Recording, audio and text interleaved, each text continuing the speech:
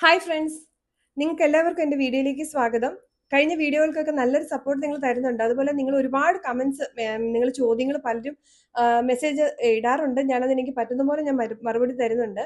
ഇന്ന് വളരെ പ്രധാനപ്പെട്ട ഒരു കണ്ടന്റ് ആണ് ഞാൻ നിങ്ങൾക്ക് മുന്നിൽ കൊണ്ടുവന്നിരിക്കുന്നത്. കാരണം നമ്മൾ പോലും അറിയാതെ നമ്മുടെ ചാനൽ പോകുന്ന ഒരു അവസ്ഥ. അത് നമ്മൾ നമ്മുടെ തന്നെ വീഡിയോസ് കഷ്ടപ്പെട്ടിട്ടിട്ട് നമ്മൾ വേറെ ആരുടെയും വീഡിയോ മോഷ്ടിക്കുകയോ ബാക്ക്ഗ്രൗണ്ട് മ്യൂസിക് ഒന്നും ഇടാഞ്ഞിട്ട് പോലും നമ്മുടെ ചാനൽ നഷ്ടപ്പെടുന്ന അവസ്ഥ, അല്ലെങ്കിൽ കോപ്പിറൈറ്റ് വരികയും മറ്റ് ഇഷ്യൂസ് വരുന്ന ഒരു അവസ്ഥയിലേക്ക് പോകാതിരിക്കാൻ കുറച്ച് കാര്യങ്ങൾ നിങ്ങൾ ഓർമ്മപ്പെടുത്തുന്നു. രണ്ടാമത്തെ കാര്യം, കാശ് കൊടുത്താൽ നമുക്ക് യൂട്യൂബ് വീഡിയോ നമ്മുടെ മറ്റുള്ളവർ കാണുന്ന തരത്തിൽ മറ്റുള്ളവരിലേക്ക് എത്തിക്കാൻ യൂട്യൂബ് നമ്മളെ സഹായിക്കുമോ? അതായത് പ്രൊമോട്ട് ചെയ്യുമോ? ഗൂഗിളിന്റെ ആഡ്സെൻസ് വഴി നമ്മൾ ക്യാഷ് കൊടുത്തു കഴിഞ്ഞാൽ നമുക്ക് നമ്മുടെ വീഡിയോ അവർ പ്രൊമോട്ട് ചെയ്യുമോ? അത് ഒത്തിരി പേര് ചോദിച്ചിട്ടുള്ളൊരു ചോദ്യമാണ്. അങ്ങനെ നമ്മുടെ ഇതുവരെ ആരും കാണാത്ത നമ്മുടെ ചാനലിനെ മറ്റുള്ളവരുടെ മുന്നിലേക്ക് യൂട്യൂബ് കൊണ്ടുവരുമോ? അങ്ങനെ നമുക്ക് സബ്സ്ക്രൈബേഴ്സിന് കിട്ടുമോ എന്നൊക്കെ കുറേ ചോദ്യങ്ങളുണ്ട്. അതിനും മറുപടി ഇന്ന് ഞാൻ പറയുന്നുണ്ട്. ആദ്യം നമ്മുടെ ഏറ്റവും ഇമ്പോർട്ടൻ്റ് ആയിട്ട്, നിങ്ങൾ പോലും അറിയാൻ നിങ്ങളുടെ ചാനൽ നഷ്ടപ്പെടാൻ ചാൻസ് ഉള്ള ആ ഒരു പ്രോബ്ലംസ് എന്തൊക്കെയാണെന്ന് നിങ്ങൾക്ക് ഞാൻ പറഞ്ഞു തരാം. അപ്പോൾ നമുക്ക് വീഡിയോയിലേക്ക് കിടക്കാം.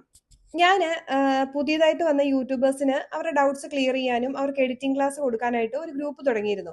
അപ്പോൾ ആ ഗ്രൂപ്പിൽ വന്ന ഒരാൾ എന്നോട് പറഞ്ഞു, എൻ്റെ ആദ്യത്തെ ചാനൽ എങ്ങനെയാണ് നഷ്ടപ്പെട്ടതെന്ന് എനിക്കിപ്പോഴും മനസ്സിലായിട്ടില്ല. ഒരു മെയിൽ വന്നു കഴിഞ്ഞാൽ ചാനൽ നഷ്ടപ്പെട്ടു. ഞാൻ ഇന്നേ വരെ മറ്റൊരാളുടെ കണ്ടന്റ് എടുക്കുകയോ മറ്റ് വയലേഷൻ ഒന്നും ചെയ്തിട്ടില്ല, പക്ഷെ എന്താ കാര്യമെന്ന് അറിയില്ല എന്ന് പറഞ്ഞു. അങ്ങനെ ആയപ്പോൾ ഞാൻ പറഞ്ഞു, ഒരു കാര്യം ചെയ്യ്, എന്തായാലും നമുക്ക് അറിഞ്ഞിരിക്കണമല്ലോ എന്താണെന്നുള്ളത്. അതുകൊണ്ട് അവരോട് മെയിൽ അങ്ങോട്ട് സെൻഡ് ചെയ്യാൻ പറഞ്ഞു.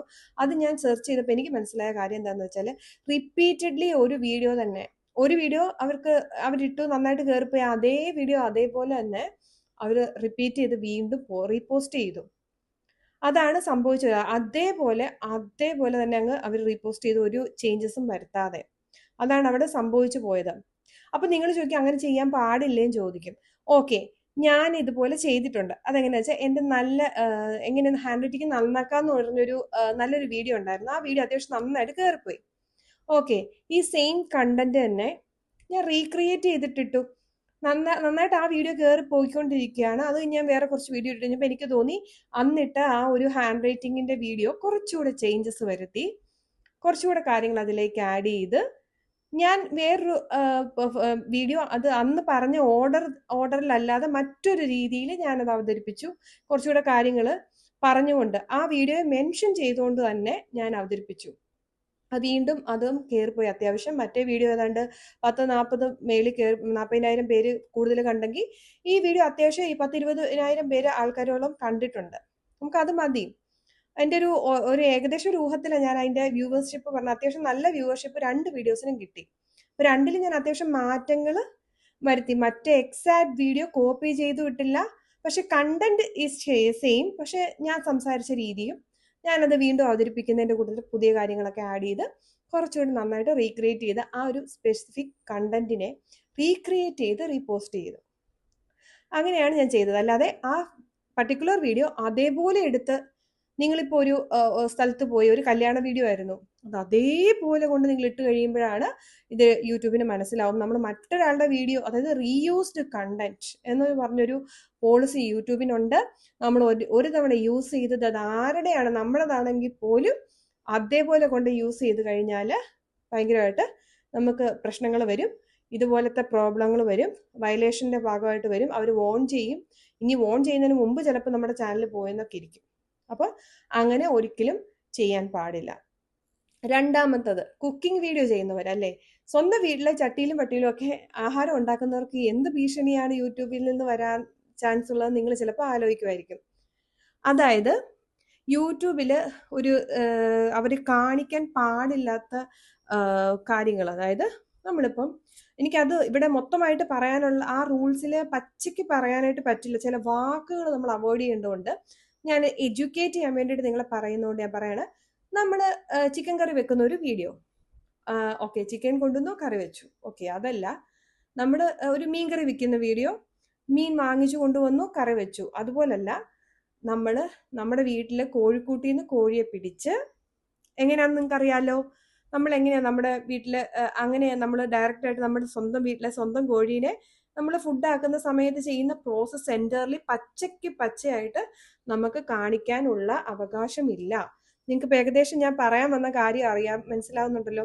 അതൊക്കെ ഗ്രാഫിക് ആയിട്ട് വയലൻസ് ആണ് അത് നമ്മൾ ചെയ്യാൻ പാടുള്ളതല്ല. അപ്പം അങ്ങനെയുള്ള റൂൾസ് യൂട്യൂബിനുണ്ട്. അത് യൂട്യൂബ് അതൊക്കെ വയലേഷനിലേക്ക് വരും. അതായത് കാണിക്കാൻ പാടില്ലാത്ത പോർഷൻ അതൊന്നും ഇവിടെ കാണിക്കാനായിട്ട് പാടില്ല. അത് ആനിമൽസിന് എതിരായിട്ട് നമ്മൾ ചെയ്യുന്നതായിട്ട് വരും. ആനിമൽസിനെ ബുദ്ധിമുട്ടിക്കുന്നതായിട്ടുള്ള വീഡിയോസ് ഇപ്പം നമ്മൾ തമാശയ്ക്ക് പോലും അങ്ങനെ ചെയ്യാൻ പാടില്ല. അതും വയലേഷനാണ്. ഫോർ എക്സാമ്പിൾ നമ്മൾ ചൂണ്ടയിടുന്നു, ഫിഷിങ്ങിന്റെ സമയത്ത് നമ്മൾ ചൂണ്ടയിട്ടു, മീനെ വീട്ടിൽ കൊണ്ടുപോകുന്നു, അത്രേ ഉള്ളൂ. അല്ലാതെ ആ മീൻ ഉണ്ടാവുന്ന ബുദ്ധിമുട്ടുകളോ ഒന്നും നമുക്കിവിടെ പ്രദർശിപ്പിക്കാൻ അവകാശം ഇല്ല എന്നാണ് ഞാൻ പഠിച്ചിടത്തോളം മനസ്സിലായത്. പിന്നെ ഇപ്പം നമ്മൾ ഒരു ഫിഷിനെ നീറ്റ് ആക്കുന്ന സമയത്ത് പോലും ചില ഗ്രാഫിക് പോർഷൻസ് അത് കാണുന്നവർക്ക് ഡിസ്റ്റർബിങ് ആയിട്ടുള്ളത് അവോയ്ഡ് ചെയ്യുക. അങ്ങനത്തെ കാര്യങ്ങൾ നമ്മൾ കാണിക്കാൻ പാടില്ല. ഫുഡൊക്കെ നമ്മൾ ഫുഡ് റിലേറ്റഡ് വീഡിയോസ് ചെയ്യുമ്പോൾ ഇങ്ങനെയുള്ള കാര്യങ്ങൾ റൂൾസിന് എഗനിസ്റ്റ് ആണ്, നമ്മളത് ചെയ്യാൻ പാടില്ല. അപ്പോൾ അങ്ങനെയൊക്കെ നമ്മൾ ചെയ്ത് കഴിയുമ്പോൾ പെട്ടെന്ന് നമുക്ക് മെയിൽ വരും. ചിലപ്പോൾ ഓൺ ചെയ്യുമായിരിക്കും, ചിലപ്പം പറയാൻ പറ്റില്ല. അത് ഭയങ്കര കണ്ടന്റ് അത്ര ബുദ്ധിമുട്ടുള്ളതാക്കുന്നതാണെങ്കിൽ നമ്മുടെ ചാനലിനത് ബുദ്ധിമുട്ടായിട്ട് വരും. അപ്പോൾ നിങ്ങൾക്ക് ഏകദേശം ഞാൻ പറഞ്ഞത് മനസ്സിലായെന്ന് ഞാൻ വിചാരിക്കുന്നു. നെക്സ്റ്റ് ഒരാൾ പറഞ്ഞാണ്, സ്വന്തം ഇൻസ്ട്രുമെന്റിൽ നിന്ന് പാട്ട് പാടിയപ്പോൾ ഒരു പാട്ട് ട്യൂൺ, അതായത് ഫേമസ് ആയിട്ടുള്ളൊരു പാട്ട് പാടിയപ്പോൾ കോപ്പിറൈറ്റ് വന്നു എന്ന് പറയുന്നുണ്ട്. അതുപോലെ തന്നെ കോപ്പിറൈറ്റ് സ്ട്രൈക്കും വരാം. നമ്മൾ തന്നെ ഒരു ഫേമസ് ആയിട്ടുള്ള പാട്ട് റിപ്പീറ്റഡ് ആയിട്ട് നന്നായിട്ട് പാട്ട് പാടുന്ന ആളായിരിക്കും, പക്ഷെ ഫേമസ് ആയിട്ടുള്ള പാട്ട് സ്വന്തം വോയിസിൽ പാടിയ ആൾക്കും കോപ്പിറൈറ്റ് സ്ട്രൈക്കും കിട്ടാം, കോപ്പിറൈറ്റും വരാം. കാരണം എന്താണെന്ന് വെച്ചാൽ ഈ പാട്ടൊന്നും നമ്മുടെ സ്വന്തം അല്ല, വേറൊരാള് സമയമെടുത്ത് അയാൾ അധ്വാനിച്ച് കഷ്ടപ്പെട്ട് ഉണ്ടാക്കി വെച്ചേക്കുന്ന കമ്പോസ് ചെയ്തൊരു സാധനമാണ്. അപ്പം പഴയ ഒരു കാലഘട്ടത്തിൽ അത്രത്തോളം സ്ട്രിക്റ്റ് അല്ലായിരുന്നു, പക്ഷെ ഇപ്പോൾ വളരെ സ്ട്രിക്റ്റ് ആണ്. ഇത് വെച്ച് ഡിക്റ്റേറ്റ് ചെയ്ത് വേഗം കണ്ടുപിടിക്കാൻ പറ്റും. പണ്ടാണെങ്കിൽ ഞാൻ ഈ ഒരു പഞ്ചായത്തിൽ ഇരുന്ന് പാടുന്നത് അതുണ്ടാക്കിയ ആൾ ചിലപ്പോൾ കാണണമെന്നില്ല, പക്ഷെ ഇപ്പം അങ്ങനെയല്ല, പെട്ടെന്ന് അത് ഡിക്റ്റേറ്റ് ചെയ്യപ്പെടും.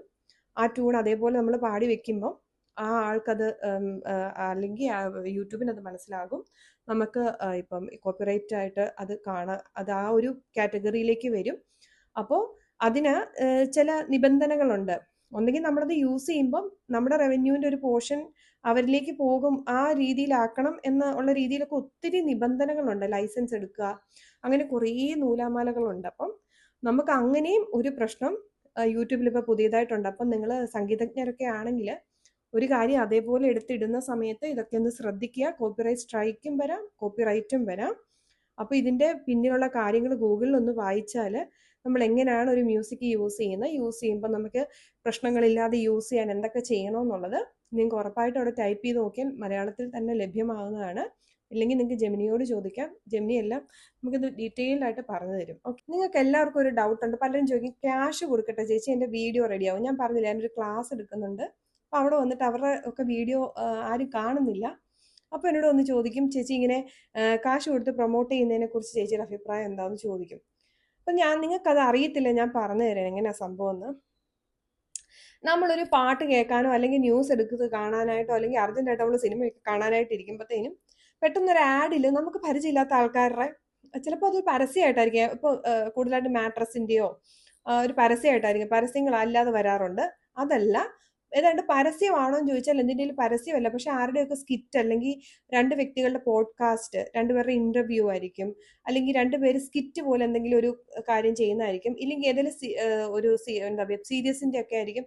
ഇതെല്ലാം അവർ പ്രൊമോഷന് വേണ്ടി കൊടുത്തിട്ട് നമ്മൾ കാണുന്ന ഒരു പർട്ടിക്കുലർ വീഡിയോയുടെ മുന്നിലായിട്ട് ആണ് ഇപ്പം ഞാൻ പൈസ കൊടുത്തെങ്കിൽ നിങ്ങൾ കാണുന്ന ഒരു വീഡിയോയുടെ മുന്നിൽ എൻ്റെ വീഡിയോ ഒരു പരസ്യം പോലെ വരും.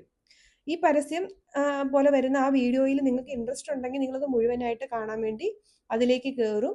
ഇല്ലെങ്കിൽ നിങ്ങൾ സ്കിപ്പ് എന്നുള്ള ഓപ്ഷൻ വരുമ്പോൾ സ്കിപ്പ് ചെയ്തിട്ട് നിങ്ങൾ പാട്ട് കേൾക്കാനാണ് പോയപ്പോഴാണ് എന്നെ കണ്ടതെങ്കിൽ നിങ്ങൾ പാട്ടിലേക്ക് തന്നെ പോകും. നിങ്ങൾ സിനിമ കാണാൻ പോയപ്പോഴാണ് എൻ്റെ വീഡിയോ കണ്ടെങ്കിൽ എന്നെ സ്കിപ്പ് ചെയ്തിട്ട് നിങ്ങൾ സിനിമയിലേക്ക് പോകും. പക്ഷേ ഇന്ന് രാവിലെ ഞാൻ കണ്ടത് എന്തെന്ന് വെച്ചാൽ, ഞാൻ അന്വേഷിച്ച് നടന്ന ഒരു അസുഖത്തിൻ്റെ ഡീറ്റെയിൽസ് ഒരു ഡോക്ടർ ഇരുന്ന് പറയുന്ന ഒരു ഇൻ്റർവ്യൂവിൻ്റെ ചെറിയൊരു പോർഷൻ ഇതുപോലെ പ്രൊമോഷന് വേണ്ടി അവർ കൊടുത്തിരുന്നു. അതായത് അവർ പൈസ കൊടുത്ത് ഞാൻ കാണാൻ പോയ മറ്റേതോ വീഡിയോയുടെ മുന്നിലായിട്ട് അതൊരു പരസ്യം പോലെ വന്നു. അപ്പോൾ എനിക്ക് തോന്നി അത് ഫുള്ള് കാണണമെന്ന്.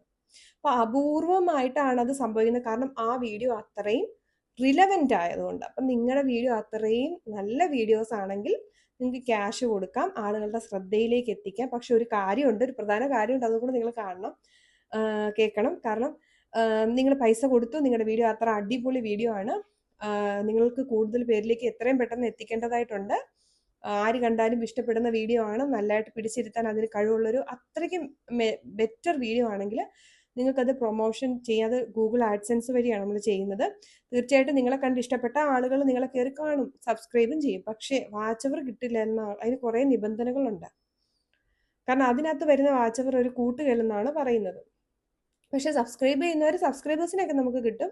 പക്ഷെ അങ്ങനെ കയറിയ ആൾക്കാർ ഇപ്പോൾ കാണും ഒരുപാട് പേര്, ചിലർക്ക് 6000 പേരെയൊക്കെ വ്യൂസ് ഒക്കെ കിട്ടിയിട്ടുണ്ട്. പക്ഷെ അവർക്ക് കണ്ടവരെല്ലാവരും ഈ 6000 പേരും കണ്ടിട്ടുണ്ടാവണം. എന്നാൽ പക്ഷെ അത്രയും എന്താ പറയുക, സബ്സ്ക്രൈബേഴ്സിന് ചിലപ്പോൾ കിട്ടണമെന്നില്ല.